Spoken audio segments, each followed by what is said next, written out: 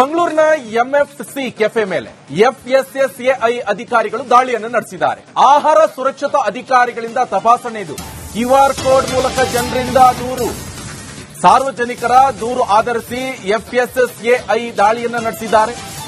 MSc ಕೆಫೆಯಲ್ಲಿರುವಂತಹ ಆಹಾರ ಉತ್ಪನ್ನಗಳು seize ಮಾಡಲಾಗಿದೆ. ಗುಣಮಟ್ಟ ತಪಾಸಣೆಗಾಗಿ ಆಹಾರ ಉತ್ಪನ್ನ ರವಾನೆ ಕೂಡ ಮಾಡಲಾಗ್ತಿದೆ ಅಂತ ಮೈಸೂರಿಗೆ ಲ್ಯಾಬ್ಗೆ ಕಳಿಸಿದ್ದಾರೆ ಅಧಿಕಾರಿಗಳು.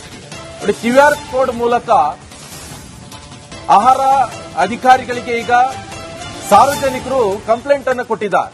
ಆ ದೂರನ್ನು ಆಧರಿಸಿ ಅಧಿಕಾರಿಗಳು ದಾಳಿಯನ್ನು ನಡೆಸಿದ್ದಾರೆ. ಇದು ಮಂಗಳೂರಿನ ಎಂಎಫ್ಸಿಯಲ್ಲಿ ಅಧಿಕಾರಿಗಳು ದಾಳಿ ನಡೆಸಿರುವಂತಹ ದೃಶ್ಯ.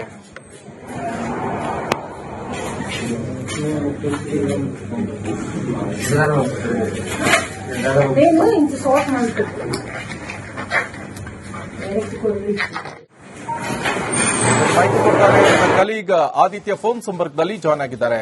ಆದಿತ್ಯ, ಸದ್ಯ ಈಗ ರೇಡ್ ಆಗಿದೆ ಅಂತ ಗೊತ್ತಾಗ್ತಾ ಇದೆ. ಏನೇನ್ ಸೀಸ್ ಮಾಡಿದ್ರು, ಯಾಕೆ ರೇಡ್ ಆಗಿದ್ದು, ಏನ್ ಡೀಟೇಲ್ಸ್ ಕೊಡ್ತೀರಾ? ಮುಖ್ಯವಾಗಿ ನಿತೇಶ್, ಇವತ್ತು ಮಂಗಳೂರಿನ ಆರೋಗ್ಯ ಅಧಿಕಾರಿಗಳು ಅನೇಕ ಕಡೆಗಳಲ್ಲಿ ರೈಡ್ ಮಾಡಿರುವಂತದ್ದು. ಮುಖ್ಯವಾಗಿ ಮಂಗಳೂರಿನ ಪಳ್ಳಿಗಳಲ್ಲಿರುವಂತಹ ಎಂಎಫ್ಸಿ ಕೆಫೆ ಮೇಲೆ ದಾಳಿ ನಡೆಸಲಾಗಿದೆ. ಈ ದಾಳಿ ಸಂದರ್ಭದಲ್ಲಿ ಹಲವಾರು ಅಂಶಗಳು ಕೂಡ ಪತ್ತೆಯಾಗಿರುವಂತದ್ದು. ಅಂದ್ರೆ ಹೈಜೀನ್ ಮೇಂಟೈನ್ ಮಾಡಿಲ್ಲ ಅಂತ ಹೇಳುವಂತ ನಿಟ್ಟಿನಲ್ಲೂ ಕೂಡ ಒಂದಷ್ಟು ಅಂಶಗಳು ಪತ್ತೆಯಾಗಿದೆ.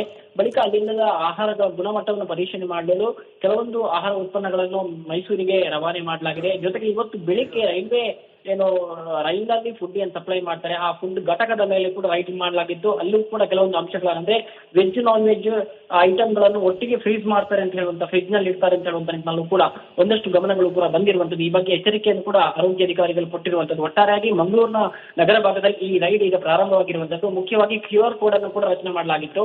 ಈ ಕ್ಯೂಆರ್ ಕೋಡ್ ಮೂಲಕ ಸಾರ್ವಜನಿಕರು ದೂರನ್ನು ಕೂಡ ದಾಖಲಿಸಬಹುದು. ಯಾವೆಲ್ಲ ಹೋಟೆಲ್ಗಳಲ್ಲಿ ಗುಣಮಟ್ಟ ಇಲ್ಲ, ಜೊತೆಗೆ ಅನ್ಹೈಜಿನಿಕ್ ಆಗಿದೆ, ಇದನ್ನು ಪರಿಶೀಲನೆ ಮಾಡಬಹುದು. ಜೊತೆಗೆ ಇಲ್ಲಿ ನೇರವಾಗಿ ಸರ್ಕಾರಕ್ಕೆ ಅಥವಾ ಆರೋಗ್ಯ ಅಧಿಕಾರಿಗಳಿಗೆ ದೂರ ನೀಡುವಂತಹ ಯೋಜನೆಯನ್ನು ಕೂಡ ಮಾಡಲಾಗಿದೆ. ಈ ನಿಟ್ಟಿನಲ್ಲಿ ಈಗ ಎಲ್ಲಾ ಕಡೆಗಳು ಕೂಡ ರೈಡ್ ಮಾಡಲಾಗಿರುವಂತದ್ದು. ನಿಲೇಶ್,